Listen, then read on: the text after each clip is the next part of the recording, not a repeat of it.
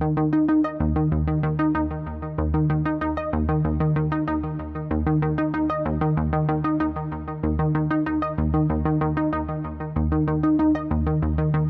que havia aquela sua possibilidade de trabalhar em outro país do mundo, numa outra opção que foi dada pelo governo na questão do serviço militar. Você tinha outras alternativas, por que o Brasil foi escolhido?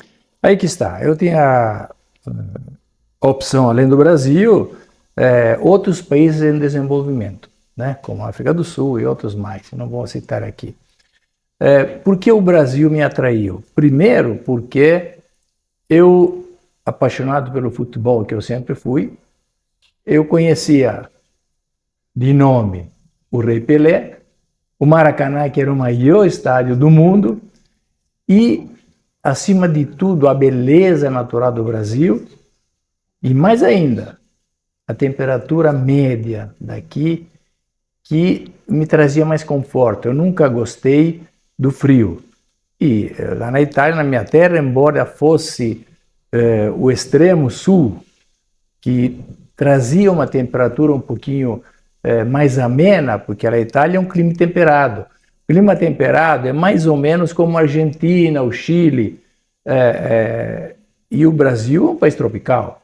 E São Paulo, o estado mais pujante e mais progressista e mais avançado do Brasil, me atraiu também. Então, tudo isso me fez converger para vir aqui no amado Brasil. E como é que esse engenheiro recém-formado passou a pensar como empresário? Quando é que você tomou a decisão de abrir a Intelli no ano de 1973? Como aconteceu? E dos colaboradores que começaram com você, quantos ainda estão vivos e trabalhando dentro da Intelli, se é que você recorda desse aspecto histórico? Isso não se esquece. Eu, na realidade, decidi ser empresário quando já tinha 12, 13 anos. Porque eu lembro, o meu cunhado, que casou com a minha irmã mais velha, me chamava de industrial. Então, o meu desejo era ser industrial já naquela época. Isso aqui era uma semente que estava na minha cabeça, mas nunca pensei em sair nem da minha cidade, nem da minha região, quanto mais da minha nação, que era a Itália. Mas a semente estava lá. Não queria ser um empresário qualquer, eu queria ser um industrial. A indústria me atraía, como fabricava, como poderia fabricar as coisas, componentes elétricos ou qualquer coisa.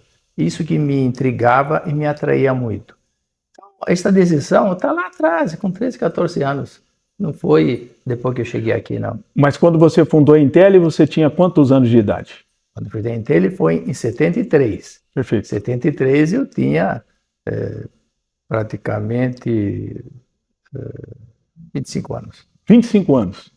Quantos colaboradores que ainda estão vivos hoje, que participaram contigo? O primeiro colaborador foi o Vanzolin, que é pai do Fernando Vanzolin, que trabalha aqui, que ele frequentava o galpão da Intelli como criança. O pai não tinha onde deixar o Fernando e ele estava lá dentro brincando e foi indo até atingir a idade correta e continuou, ficou trabalhando lá. Esse é o primeiro funcionário o filho do primeiro funcionário que nós tivemos.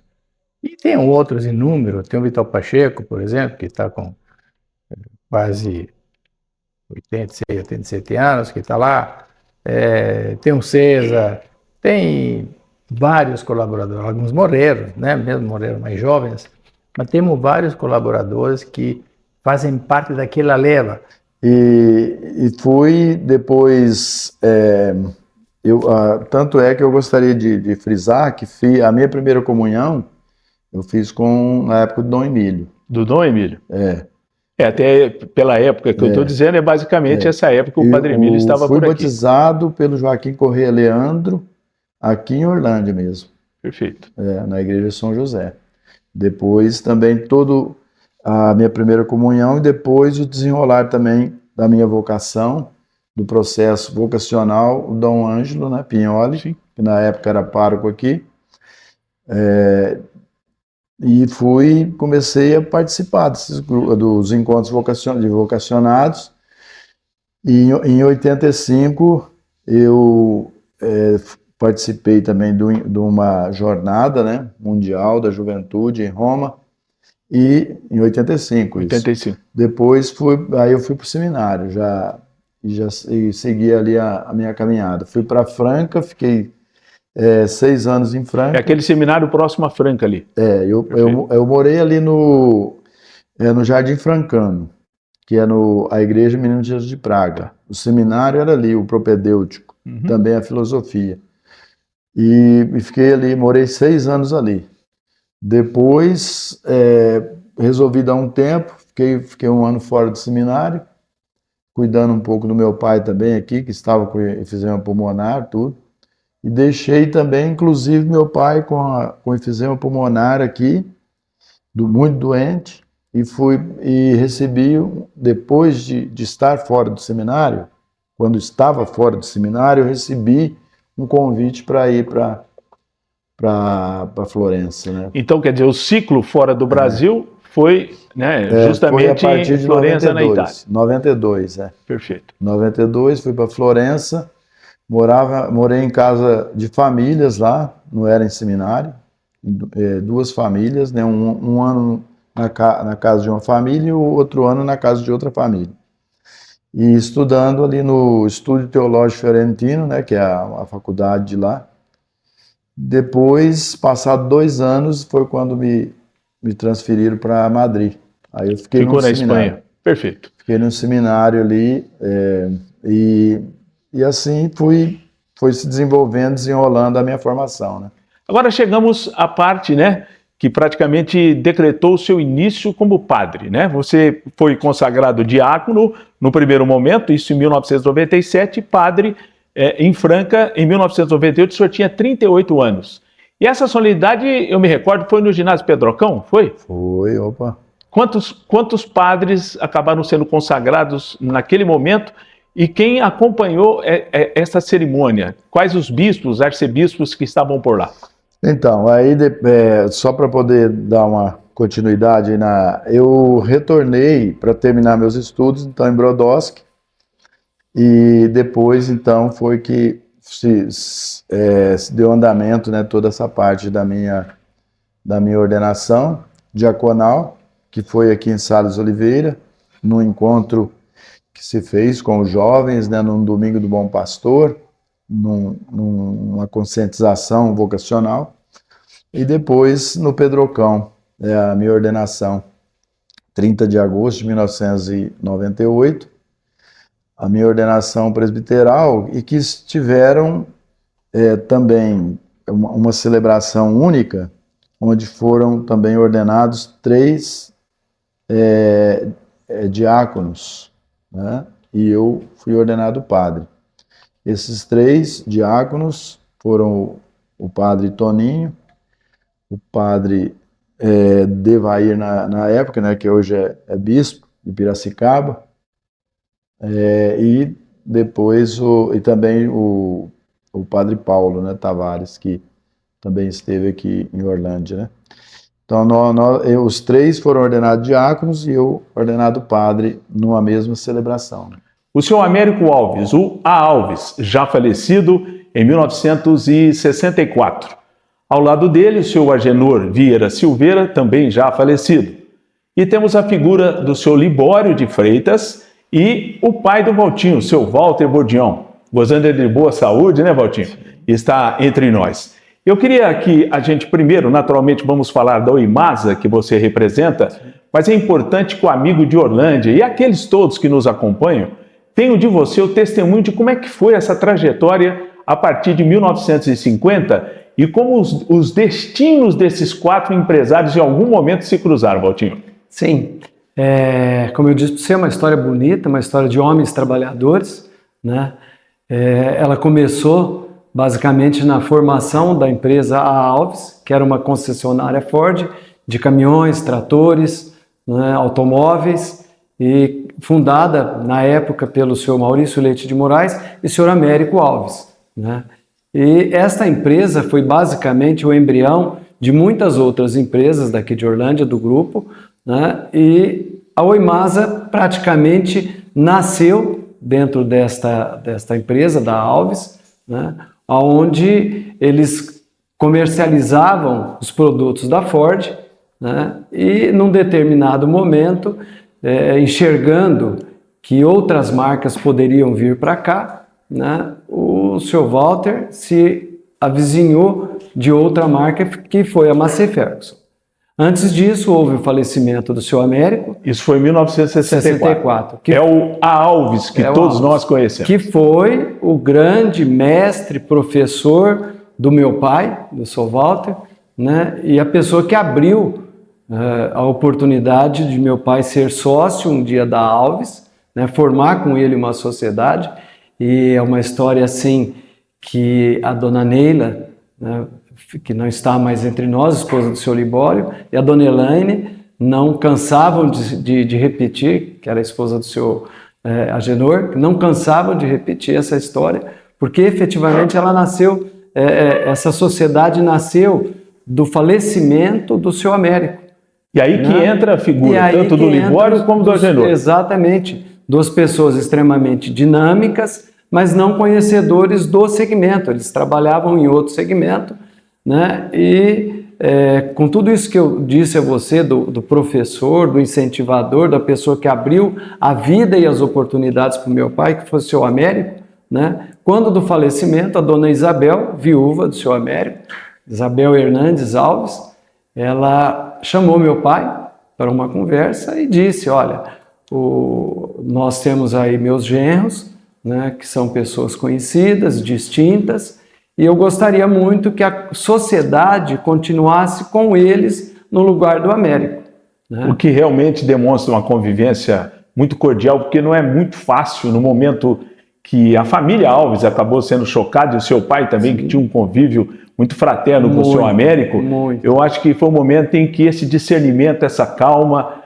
e esse entendimento foi muito importante para que, a partir dessa semente, com esses 4 homens, a coisa pudesse ter a sua trajetória em Orlândia. Justamente. Foi desta forma, pacífica, tranquila, e a resposta do meu pai não poderia ser outra, né? Em reconhecimento a tudo aquilo que ele recebeu, ele disse para a dona Isabel: não, dona Isabel, aquilo que eu recebi, com a maior satisfação, com o meu coração, eu vou dar a eles, que eles sejam bem-vindos. E aí iniciou uma sociedade muito boa, muito tranquila. O senhor Agenor, uma pessoa extremamente sensata, pontual, gostava de números. Contador. Né?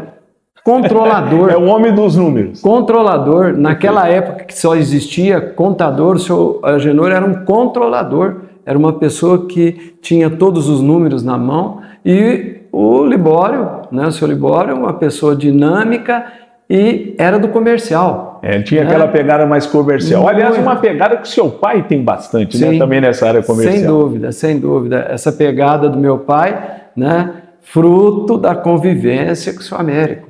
Né? Tem umas histórias muito bonitas, tem uma delas que nós da minha família guardamos assim com muito carinho, né, quando você recebe alguma coisa, né, você guarda medalha, você guarda relógio, você guarda um monte de coisa. Nós temos um cartão de Natal que o senhor Américo escreveu para o meu pai, né, dizendo, felicitando pela passagem de ano, pelo Feliz Natal, e com letra dele, depois ele assinando, né, dizendo: Walter, essa empresa nossa é como Manaus. Ele, português, sim, né, fez essa comparação, é como Manaus. E o comandante dessa nau será você. Você que vai comandar os destinos dessa nau. Estou te dando o ensinamento e o caminho. E nós guardamos isso assim, é uma joia que nós temos em casa. Eu gostaria que o senhor explicasse historicamente como aconteceu a fundação do Brejeiro pelo seu pai e outro grupo de empresários em 1944. Sim, iniciou com a firma de café da Junqueira Neto. Tinha fechado as operações de café aqui. Eles resolveram, o grupo todo, adquirir da Junqueira Neto o os armazéns e começaram uma indústria era de comércio de produtos agrícolas. Aí que foi o início do Brejeiro em 1944. Agora eram duas famílias. Onde é que o seu Max, seu pai, entrou na história? O meu pai era muito amigo do Junqueira Neto, do Francisco Marcos e do Otávio Caymmi Salles. Esses três que formaram o Brejeiro.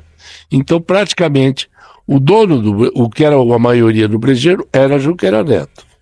E esse fato, ou seja, esse trabalho em conjunto dos dois, através da Comov do Brejeiro, isso aconteceu durante quanto tempo para que cada um tomasse o seu rumo? O Brejeiro comandado por vocês e os Junqueiras Netos com a inclusão da própria Comov. Não, a Comov é coisa mais do futuro. A Comov foi feita em 52, que era a função do negócio de algodão que saiu da Companhia de Comércio. A Companhia de Comércio ficou sócio. E o meu pai, por ser casado com a minha mãe, tinha a maioria na Comov. E o Junqueira Neto no Brejeiro. Assim continuou. Só foi dividido isso em 80 e poucos, 82, 83, que ficou. Os Junqueira Neto ficaram na Comov e o papai ficou aqui no Brejeiro sozinho. Faço uma pergunta aqui ao Guilherme, que é diretor. A presença da soja dentro do Grupo Brejeiro se deu a partir de que ano, Guilherme? Eu acho que, como o Eduardo falou, o arroz chegou um momento que o governo interviu no mercado de arroz e o Brejeiro começou a diminuir o beneficiamento de arroz, foi diminuindo, o negócio foi ficando muito ruim. E nesse período a soja estava entrando no Brasil. E aí eles tiveram a grande ideia de, ao invés de fazer óleo de arroz, passaram a fazer óleo de soja. Foi aí eu entendo que foi aí, né, que a Brejeiro entrou nesse mercado de soja, né? E aí começou-se a esmagar soja e produzir óleo e farelo. E depois, no decorrer dos anos, vieram vários outros produtos derivados aí da soja. Senhor Eduardo, algum comentário a respeito, especificamente desse período em que a soja foi importante na vida do Brejeiro, como é até hoje? Você lembrar, você talvez não se recorda, porque você era mais jovem, a primeira festa da soja que teve foi aqui em Orlândia, em 1954. No armazém que era do Cividanes, ali na hoje, que é do Robertinho Junqueira. Ali foi feita a festa da soja. Foi a introdução da soja aqui na região. Agora, engraçado que eu também lembro que nos anos 60 nós tínhamos a festa do arroz perto ali onde é JC Barroso. Era a festa do arroz, porque naquela época nós fazíamos muito, o volume era muito grande de arroz, que foi decaindo a partir do tabelamento. Uma coisa que chama a atenção, hoje vocês estão presentes em 4 unidades, 4 estados brasileiros, São Paulo, Rio Grande do Sul, Goiás e Minas. E natural que esse fluxo da soja, ele foi direcionado principalmente em direção ao centro-oeste. A partir de que ano esta opção de vocês do Brejeiro foi marcante para trilhar esse caminho? Não, isso faz pouco tempo. Nós entramos na soja em Goiás em quase 2000. Nós não tínhamos fábrica lá em Goiás. Nós tínhamos só fábrica aqui em Orlândia. Nós entramos em Goiás a partir do ano 2000. E teve um estágio aqui por Minas Gerais também. Não, em Minas Gerais nós sempre mexemos só com semente, que é o segmento de semente nosso. E não esmagamento. E nós temos aqui, eu estou vendo a relação, soja, farelo, proteína de soja, óleos vegetais, gordura vegetal, sementes de soja de alto padrão, proteína e biodiesel desde 2011. Esses são os produtos diferenciados de padrão do Brejeiro hoje, Guilherme? Então, igual o Eduardo estava falando, a empresa ela passou a entrou nesse segmento de soja. E aí, com o crescimento da soja no Brasil, a empresa também foi crescendo também neste segmento, né? Então, ela, depois do óleo farelo, passou a fazer gordura, na sequência a gente passou a fazer licetina, depois a gente ampliou um pouco a fábrica de Anápolis, né? Iniciamos, né, a parte de esmagamento em Anápolis. E aí, eu não me lembro muito bem a data, mas eu acho que foi ao redor aí de 2008, por aí, a gente ampliou e complementou a fábrica de Anápolis.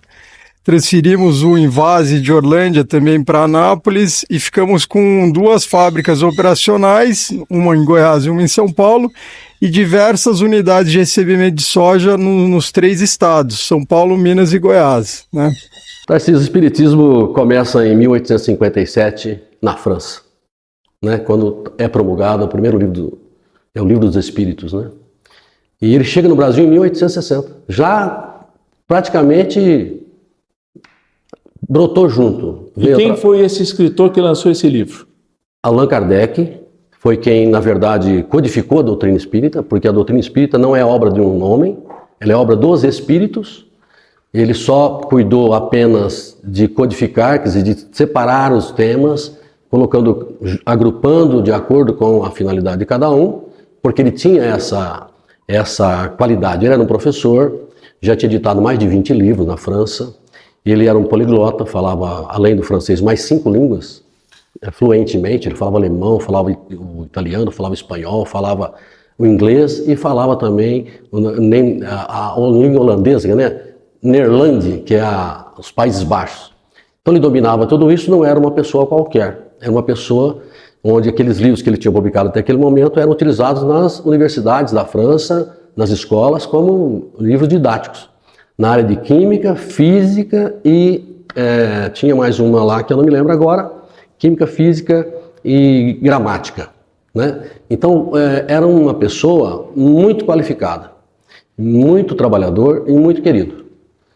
Ele recebe um convite, naquele momento na França, em 1850, uns quebradinhos, acontecia ali um fenômeno chamado fenômeno das mesas girantes. Então era um fenômeno que era um lugar de lazer. As pessoas iam nos salões e ali eles colocavam as mãos em cima da mesa e começavam a fazer perguntas para a mesa, e a mesa respondia. Claro que não com palavras, né? Mas bolaram lá uma forma. É como se fosse um código. Sim, bate uma vez, não bate 2 vezes, só para entender como é que é isso. Então eles perguntavam coisas triviais e banais, tipo, o fulano vai casar, o Tarcísio vai mudar de Orlândia. Ele dizia, tá, sim. O Tarcísio vai fazer outro curso? Tá, não. Então eles respondiam essas coisas que não tinham nenhum valor naquele momento. Mas como virou uma febre, como tudo acontece, né, quando começa, o Kardec é convidado por um amigo dele, que é o Fortier, que era um estudioso de magnetismo. E convida o Kardec para ir lá ver. E o Kardec não quer ir. O Kardec realmente não está topando isso, porque ele não acredita nisso, ele é muito cético. Mas o cara amigo dele vai lá, convence ele e ele acaba indo. E chega lá, ele fica intrigado com aquilo, porque no primeiro momento parecia uma fraude. Então, como ele era uma pessoa investigativa, ele queria ter certeza daquilo que ele estava fazendo, então ele começou a procurar se não tinha ali um fio, alguma coisa que tivesse propiciando aquilo, naquele momento um fenômeno, né? Quando ele viu que não tinha, ele se despertou para aquilo, ele quis saber um pouco mais. Então ele começa a pesquisar isso, e aí ele tinha ali mais ou menos uns 10 médios, porque depois eu vou explicar o que é o médium, né? Esses médios é o que fazia a intersecção com o plano espiritual e trazia as mensagens. Quem eram esses médios? Então tinha mais de 10, a gente destaca aqui 3 que são bem interessantes por causa da idade, 3 mulheres, né? Uma de 14, uma de 16 irmãs, Baldan, a Júlia e a Caroline Baldan, e tinha uma outra que era uma outra moça de 19 anos, que também era uma médium. Então, dentro dessa corrente, a mulher participou desde a criação. Sim, até porque ela era um instrumento só, né? Um instrumento de comunicação, não estava ali tratando de ser homem ou mulher. Estava tratando de alguém que tinha aquele dom, entre aspas, aquela qualidade que trouxe com ela no nascimento, de fazer o intercâmbio com o mundo espiritual. Porque então, o médium é isso. Então, nesse aspecto, essa doutrina, que poderíamos chamar de kardecismo, ela nasceu a partir desse movimento. Chegou a ser escrito um livro, conforme você já disse, chegou esse livro ao Brasil. Como foi essa expansão? Né? Porque hoje em dia você tem a tecnologia, as coisas se expandem muito rápido. Como é que uma ideia, né, esse pensamento que nasceu na França pôde se proliferar pelo mundo afora e de que maneira ele chegou ao Brasil? Pois é, o Brasil é o maior país católico do mundo, né? Perfeito. O que acontecia naquele momento? Na época do iluminismo na França, tinha os movimentos, estavam acontecendo muitas coisas, muita descrença nas questões espirituais, tinha todo esse problema. E quando aconteceu esse movimento, um jornalista brasileiro, ajudado por um outro francês que fez a tradução para ele, trouxe para o Brasil uma cópia do Livro dos Espíritos. E fundou a primeira casa espírita em 1860. Em Salvador, na Bahia. 1860. 1860. Então, é jogo rápido, né? Jogo rápido. Começou em 1854, 6 anos depois chega ao Brasil. Para você ter uma ideia, só para a gente falar aqui, o Kardec, quando conheceu essa doutrina, tinha 53 anos, ele faleceu com 65. Olha o que ele fez em apenas 15 anos, porque ele lança o Livro dos Espíritos em 57. Eu estou na doutrina 28. Eu não entendi toda a obra ainda, porque eu estou estudando ainda. E ele fez tudo isso em 15 anos, né? Então você vê que, na verdade, quem estava fazendo a obra não era o Kardec, eram os espíritos. E aí que está a grande mensagem de tudo isso. Só que quando isso começou a criar corpo, incomodou muita gente. Então já Quem eram os incomodados da época? Sempre a religião católica, porque via ali como um invasor natural do sistema, ou que fosse lá blasfemando contra Deus, ou plantando ideias que não fossem de acordo com o pensamento, os dogmas da igreja naquele momento. Então tudo isso impossibilitou, de certa maneira, criou um impasse ali, mas tudo que tem que acontecer, acontece com a vontade ou não do homem, ela vai acontecer. Para que as pessoas entendam, dentro do seu segmento, as principais formas da sua atuação como médica dermatologista. Sim, isso daí é bem importante, essa pergunta que você fez, porque assim, eu vejo que as pessoas, elas às vezes não entendem muito bem, né? Então assim, a dermatologia é uma especialidade médica, muito antiga já, e a gente tem hoje catalogado mais de 3.000 doenças, então é muita doença, né? E são doenças assim, que são muito antigas, são doenças que você pega quadros antigos, pintados, e que às vezes tem até lesões de pele em relação que já tinham antigamente. Então, conforme a medicina foi evoluindo, a dermato foi crescendo. Então, hoje, a dermatologia, ela trata de todas as doenças referentes à pele. E quando a gente fala pele inclui cabelo e pele inclui unha também. Isso significa dizer que quem tem queda de cabelo tem que ir também ao dermatologista. Né? Então, quando a gente fala pele, os pacientes acham que é só a pele e esquecem que a unha está dentro da pele e o cabelo está dentro da pele também. Então, o médico dermatologista, ele é um médico especialista em todos os tipos de doenças, tanto relacionados ao cabelo, à unha e à pele, né? Então, qualquer problema nisso, tem que procurar o dermatologista. Inclusive, lesões até genitais também, né? Que às vezes eu recebo muito. Que são coisas ocultas, né? Que a pessoa não imagina que tenha. Então, tem lesões que podem ter vulvar ou lesões penianas, então também entram dentro da dermatologia.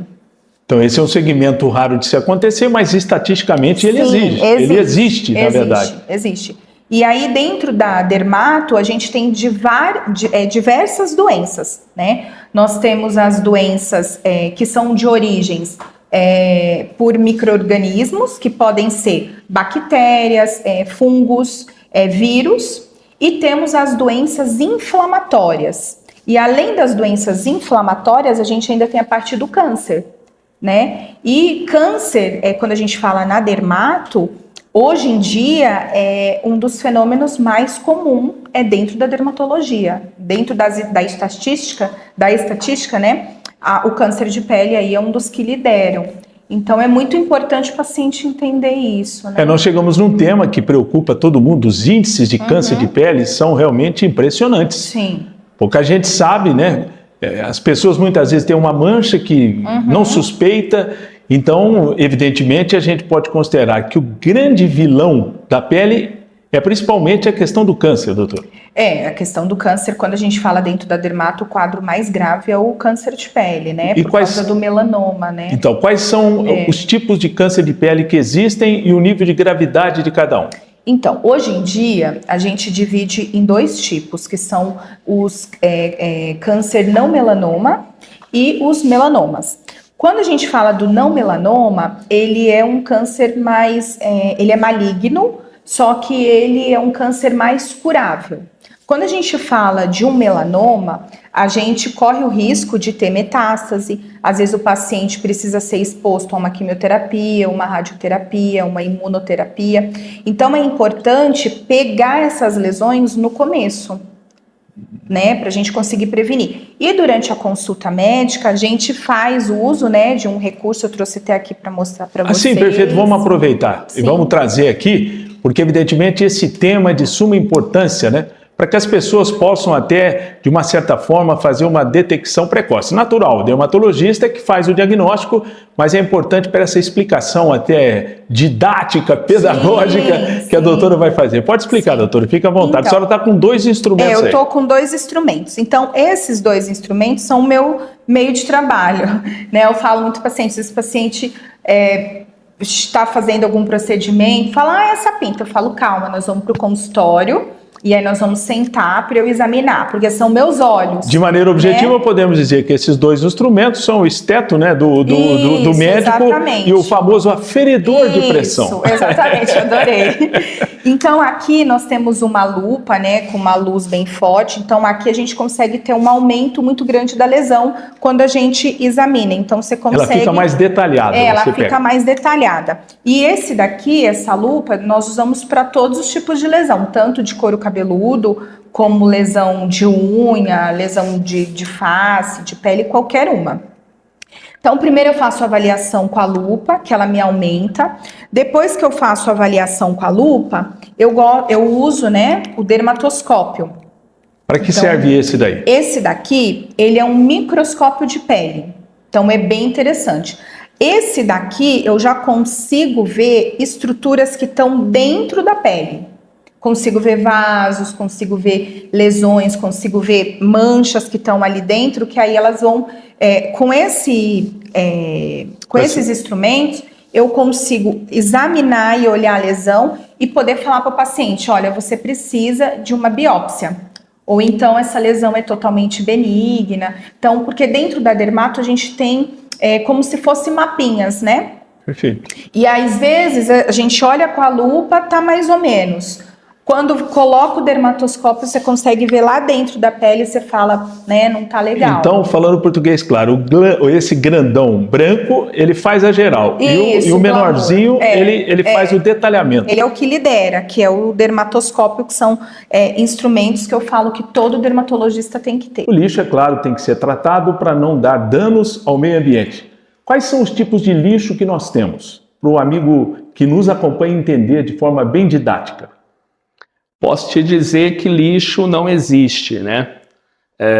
Na verdade, especificamente falando um pouquinho até da minha atividade enquanto catador de materiais recicláveis, a gente coleta, faz todo o processo de triagem e comercialização de materiais recicláveis.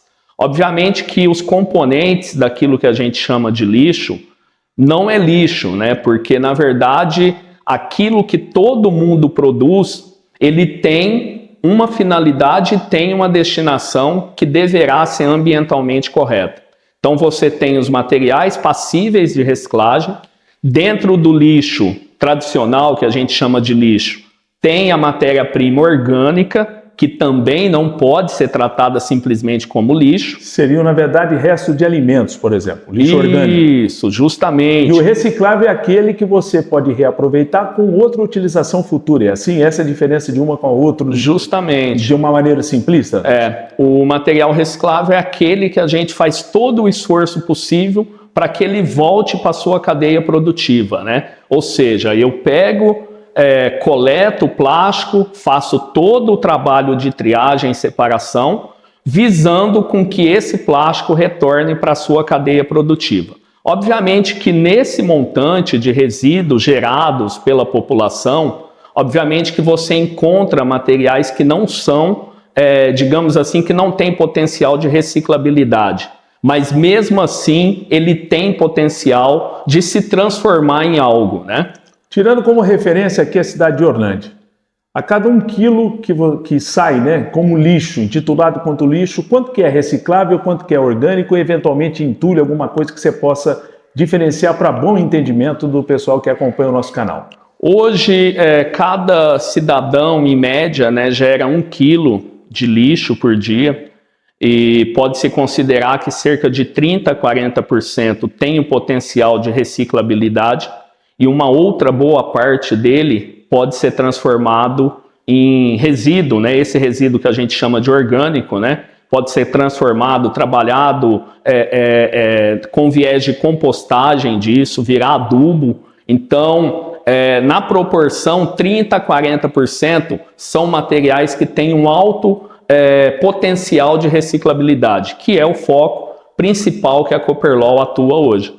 E esse desafio, porque eu sei que foi um desafio difícil para você, afinal de contas o Anderson fazendo um trabalho brilhante, é sempre uma pessoa que eu percebo que você sempre ouve muito o Anderson, até pela experiência e conhecimento dele, e pela amizade, né? Porque afinal de contas a sua mãe foi fundadora, o Anderson foi fundador, e é claro que essa amizade é envolvida.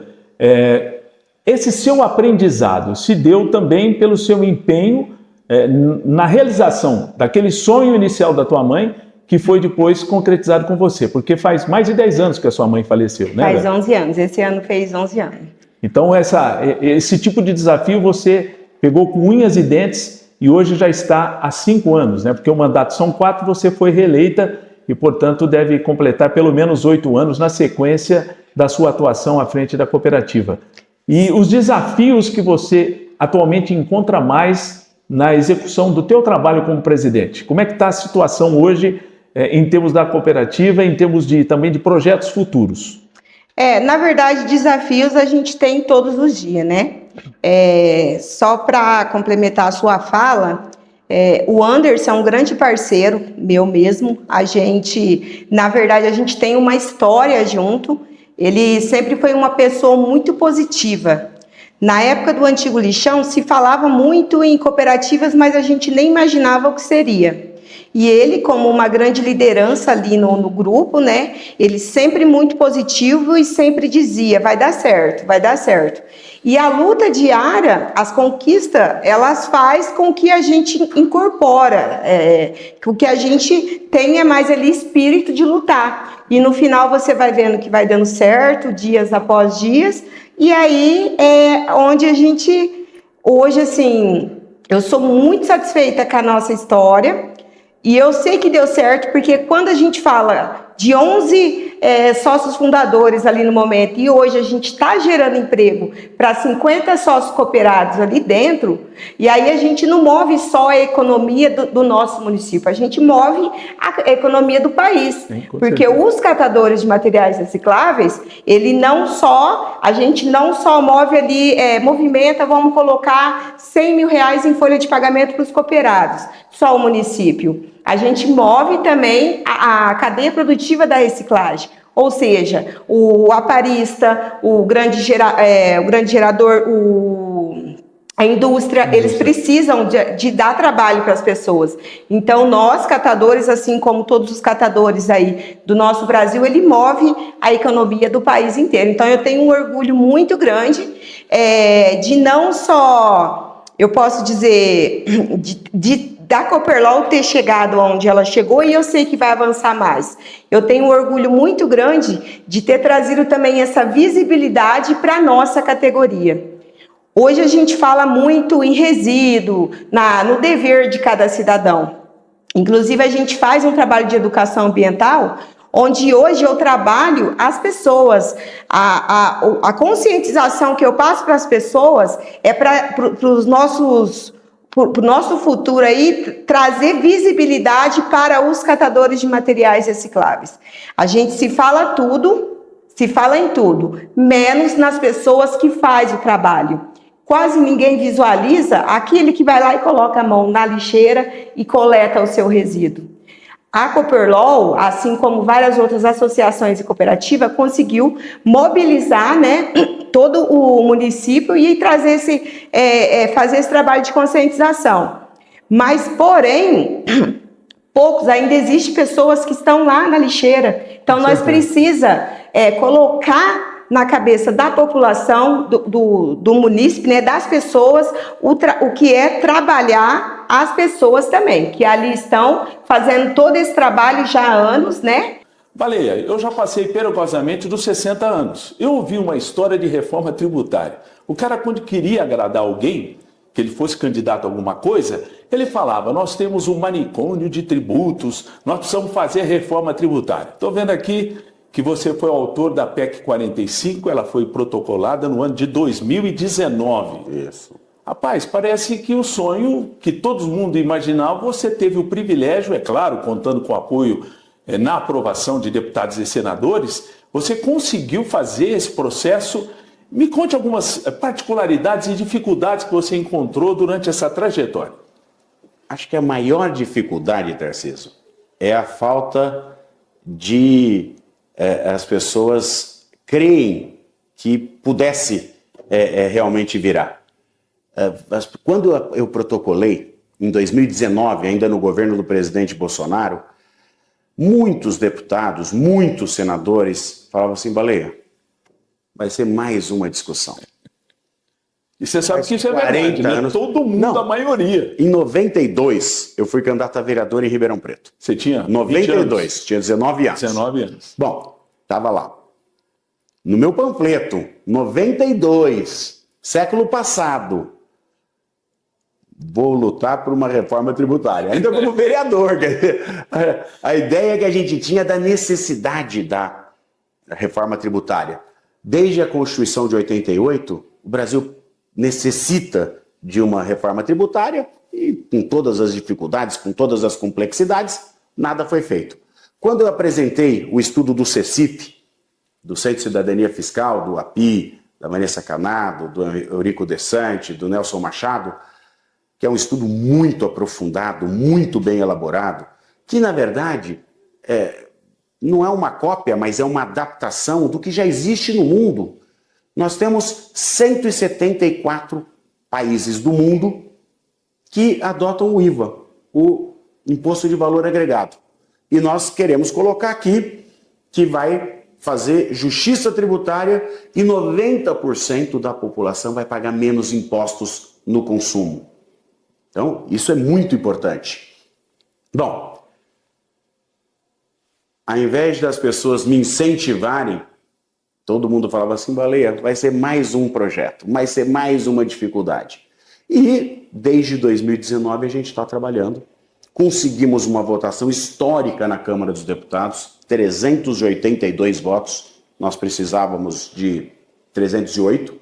Depois no Senado, 53 votos, eram necessários 49 votos. E agora voltou para a Câmara e nós queremos acabar esse ano, ainda até o dia 15 de dezembro, votar a reforma tributária e fazer a promulgação. Nós vamos entregar uma simplificação tributária que vai mudar a história do país. Samuel Pessoa, que é um grande economista, ele diz que a votação e a promulgação e a implementação da reforma tributária no Brasil vai ter o mesmo efeito que teve o Plano Real.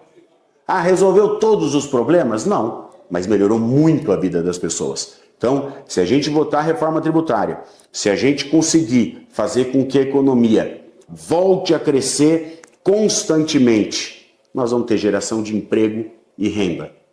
Com alíquota zero para os produtos da cesta básica, que é muito importante. Por quê? Porque o alimento vai chegar na mesa do trabalhador mais barato. E uma coisa, Tarcísio, que eu queria até aproveitar a tua audiência para falar, que é a questão do simples.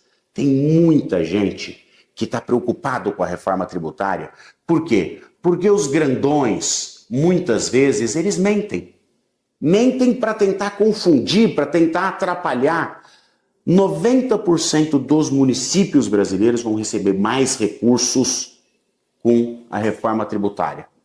E o Simples Nacional vai permanecer. Eu, inclusive, para entender isso, eu tenho um escritório de prestação de serviço como advogado. É simples. E ele é tão simples que permanece, né, Baleia? Não tem razão de mexer em algo que é de uma simplicidade fantástica. Você paga o tributo que envolve parte que é do governo federal, estadual e do município. No pacote do município, ISS. E aí você pega muita gente que está preocupada, que está no simples e que não vai ser afetado em nada. Aliás, vai ser afetado só com as consequências positivas da reforma. Tem um médico amigo meu, que é vereador no interior de São Paulo, ele me mandou uma mensagem falando: Baleia, pelo amor de Deus, não pode passar essa proposta, porque é um desastre, vai acabar com a minha família. Eu falei: amigo, você deve estar com alguma informação errada.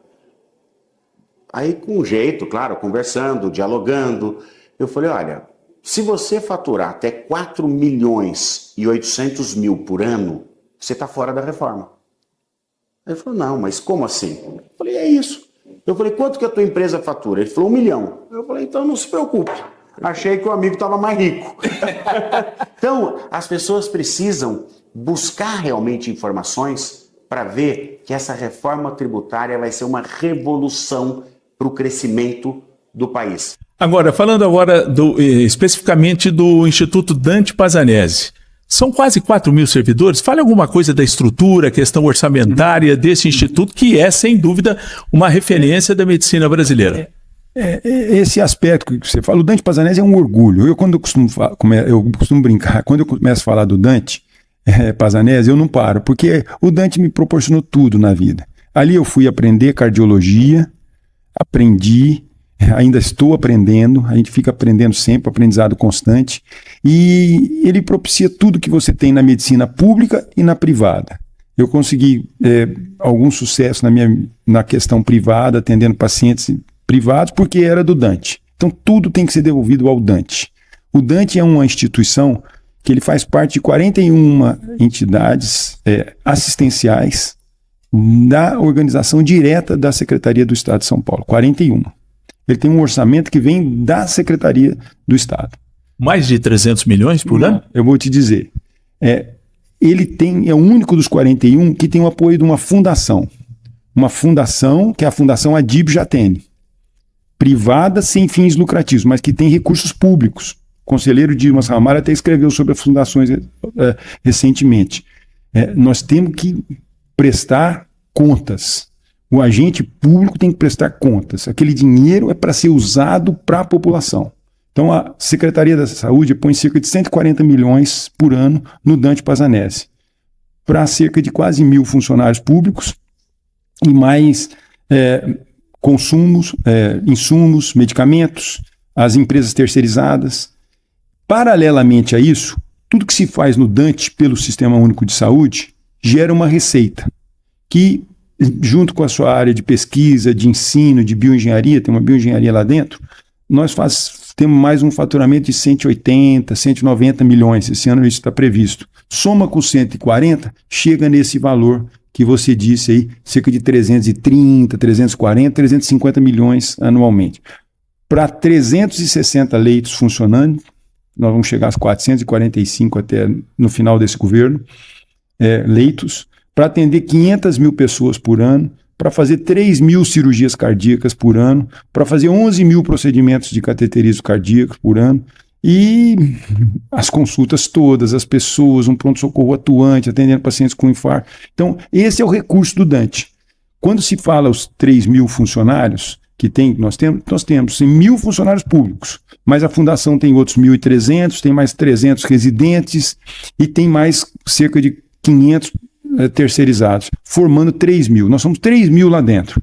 Então aí entra, hoje fala muito em ESG, você é muito atualizado com isso, que é o ambiente, o social e a governança. O ambiente, nós fazemos inúmeros atos para melhorar o ambiente, desde colher as bitucas de cigarro, que tem 15% que ainda fumam, dos funcionários, por incrível que pareça, trabalhando no hospital de cardiologia, sabendo os males que o cigarro proporciona. Nós temos vários atos para economizar água, energia e etc. dentro do hospital, melhorando tudo, coleta de lixos, fazendo o hospital ser realmente dentro do ambiental, sendo preciso. A questão do social é tratar bem o paciente e o funcionário, humanizar, procurar corrigir as distorções salariais, que não são fáceis atualmente, mas nós trabalhamos para isso, e melhorar o ambiente de trabalho, tendo confiança em quem está ali à frente dirigindo. Eu não faço isso absolutamente sozinho, mas tem uma grande equipe, eu posso não estar lá e as coisas estarem funcionando do mesmo jeito. E a terceira é a questão de governança, que aí eu dou super importância. E digo isso muito fácil. Ninguém pode brilhar individualmente. O brilho tem que ser coletivo. Então, não há um só que fazendo as coisas. Todos têm que fazer em conjunto. E isso eu digo em qualquer lugar que eu vou falar, que eles me chamam para falar, que o brilho é coletivo. O individual, para brilhar, ele precisa do coletivo. Nosso amigo Tostão diz isso sempre nas suas crônicas na Folha de São Paulo. Nosso ídolo Tostão, né? Então é isso, Tarcísio. O Dante é uma instituição pública, tem uma fundação privada, mas os recursos são todos, na grande maioria, públicos e o dinheiro é bem usado. Compra-se barato, importante, sem superfaturar. Absolutamente não. Eu brinco, eu vejo as empresas aqui nós estamos pedindo para o preço ser mais baixo e não mais caro. E é isso que tem que ser. Então o agente público tem essa obrigação de trabalhar com preços subdimensionados para sobrar dinheiro e poder fazer tudo que é possível para um hospital público. É assim que a gente trabalha. Primeiro explique para o amigo o que é um médico de família. Bom, eu falo que o médico de família é aquele, né, que se especializa em cuidar, é o especialista em pessoas, né? A medicina da família, o médico de família é aquele que é capaz de cuidar da pessoa como um todo, né? Do paciente como um todo. Então, a gente tem, né? Eu falo que a gente é favorável esse lado de poder ir na casa dos pacientes. Esse é o roteiro, é o médico que sai do consultório ou do hospital e vocês têm visitas periódicas. Sim, periódicas, né? Que a gente... É um médico que não fica no hospital, né? Que fica fica no consultório, geralmente numa unidade básica de saúde, tá? E a gente sempre está rodeado de enfermeiros, das ACS, que são assistentes, né, que vão até a casa também, que traz informações dos pacientes, né, que isso é muito importante, né? Então, assim, à medida que a gente vai visitar os pacientes a visita é mais pacientes que precisam desse cuidado, né, acamados ou que têm dificuldade de deambular. Ou seja, aqueles que vocês visitam, aqueles que não têm condição de movimento para ir até o local. Isso. E eu falo que é muito importante isso, porque a gente acaba sabendo como é a vida do paciente, né? Então, como são as condições que ele mora, a moradia, como que é a família, como que ele se vincula com a família, né? Isso é muito importante, né? Por isso que eu falo que o médico da família é especialista em pessoas mesmo, né? Agora, eu vejo que você presta serviço em várias prefeituras aqui da região, ou algumas, pelo menos, eu vejo, talvez você com fotos em Nuporanga, Morro Agudo, eu já vi. Sim. São Joaquim, não tenho certeza. Orlândia, sim. Quer dizer, quais são as cidades que hoje, nesse momento, você está prestando serviço? Então, como médico da família, né, hoje eu não estou prestando mais serviço, eu estou mais focado na saúde mental, né, que não deixa de englobar também, né, englobar tudo. Mas eu comecei como médico da família aqui em Orlândia, né, foi muito, nossa, eu fiquei muito feliz, foi muito gratificante. Aqui você atendeu em quais unidades? Eu atendia... Hospital, onde é que você atendia? Não, eu atendia na UBS, na 6, que era perto ali, próximo do centro de lazer, onde eu comecei e foi muito bom, né, rever as pessoas, algumas pessoas que eu já conhecia, que me conheciam desde pequenininho. E aí depois fui para Nuporanga, né, uma cidade que eu sou suspeita de falar que eu sou apaixonada, né, gosto muito da população de lá, trabalhei como médica da família também lá, né, e atualmente eu tô em Orlândia, São Joaquim, como saúde mental, tô atendendo no CAPS, né, e Morro Agudo atendendo no CAPS também. Conte para nós quando é que efetivamente você chegou a Orlândia para exercer plenamente a sua atividade. 99 para 2000 eu tinha terminado já minha residência, né, em 2000, e nessa época eu fui o primeiro cardiologista de Orlândia que teve título de especialista, fui prestar logo em 2000, já adquiri título de especialista da Sociedade Brasileira de Cardiologia e resolvi voltar para cá. Exigia, assim, Naquela época, os professores de Botucatu, né, tinha lá um grande professor de cateterismo, Dr. Edson, ficou muito bravo comigo, até passou uns meses sem conversarmos, porque ele queria que eu ficasse lá como docente, seguisse a vida universitária. Mas eu queria vir para Orlândia, né? Queria montar minha estrutura aqui, a família estava toda aqui, a minha esposa, quer dizer, vamos montar a vida aqui como era, e sou daqui mesmo. Em 2000 vim para cá. Nessa ocasião eu tinha passado em concursos, então tinha passado num concurso público aqui de Orlândia, tinha passado num concurso da prefeitura. Da prefeitura de Morro Agudo, da prefeitura de Morro Agudo, e ainda trabalhava na prefeitura de Ituverava. Então era uma luta. Nesse intermeio, todo mundo sabe, nós tivemos aí uma grande dificuldade para entrar no hospital aqui, né? Era uma visão um pouco diferente dos colegas na época, e praticamente fui proibido de entrar no hospital, né? E fui montar meu consultório em Sales Oliveira. Sales Oliveira estava começando o hospital, né? Estava começando a funcionar. Tinha um pronto-socorro e fui para lá com o objetivo também de incrementar. Montei meu consultório lá do lado, o consultório expandiu, cresceu muito. Conseguimos fazer junto, naquela época o prefeito era o Daniel Graton, uma expansão grande do hospital, foi aumentando, centro cirúrgico, montei postinho de saúde, fazia programa da família, aquele postinho das Mangueiras que tem na sede de Sales, eu que comecei, quer dizer, e aí fui ficando. E depois de 10 anos lá em Sales, né, comecei também a fazer parte dentro do círculo aqui da Unimed, junto com os outros amigos médicos aqui, aí eu consegui adentrar o hospital. Depois de 10 anos vim para cá. Rapaz, você com a vida tão assim atribulada, corrida, como é que a política entrou na sua vida? Da sua família, Pedro Bordim foi prefeito na cidade, é um nome muito conhecido, recentemente falecido. E como é que essa história da vida política entrou na sua vida, Sérgio? Num primeiro instante, eu sempre era assim muito recuso quanto à política, tá?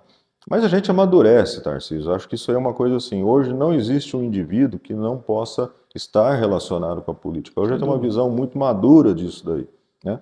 E falo também que é uma vocação, né? Então você vê, na nossa família tinha lá o tio Pedro Bordim, o tio Roberto foi vereador, o Matheus Bordim foi vereador, o Marcelo foi vereador. Depois tive alguns, minha mãe sempre me fala, meu pai falava que tinha alguns parentes de fora, mesmo de Araçatuba, que participavam, quer dizer, então tem muito aquele negócio do sangue italiano, né? Então, vou te falar que tem no sangue. Tem no sangue. E eu sempre fui muito assim, avesso, falei assim, ó, da vida partidária. Só que no decorrer, como você vai amadurecendo, você começa a participar, você começa a ler muito, participa, sempre fui muito assim, de ler jornal, de ler livro, e com isso a gente vai entendendo que você tem, sim, que dedicar alguma coisa para a sua sociedade.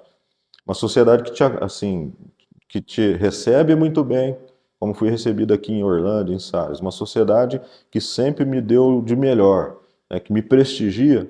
Por que não retribuir isso? E aí foi um estímulo que eu tive. Nessa época começamos a participar, aí já tinha aí uma grande amizade, como estamos até hoje com o prefeito Vado, começamos a ter um relacionamento, ele me ensinou, passou muitas dicas de política, me ensinou, e aí a gente acabou envolvendo. E aí, principalmente aí com a vida partidária também da parte médica, porque assim, Unimed, né, tem política também, entendeu? Tanto a nível nosso aqui interno, como a nível da região, de São Paulo, do Brasil. Aí eu comecei a participar também, né, de conselhos, de política dentro da vida Unimed, e isso despertou um tema novo, quer dizer. E aí, numa oportunidade, principalmente naquela oportunidade que nós perdemos uma eleição junto com o Edgar e o Dr. João, que a gente estava apoiando, eu falei assim, não, nós temos que mudar um pouco essa perspectiva. E aí, numa outra oportunidade, aparecemos de vice aí junto com o Vado, e aí começamos essa vida política, né, até hoje aí que nós estamos juntos aí convivendo.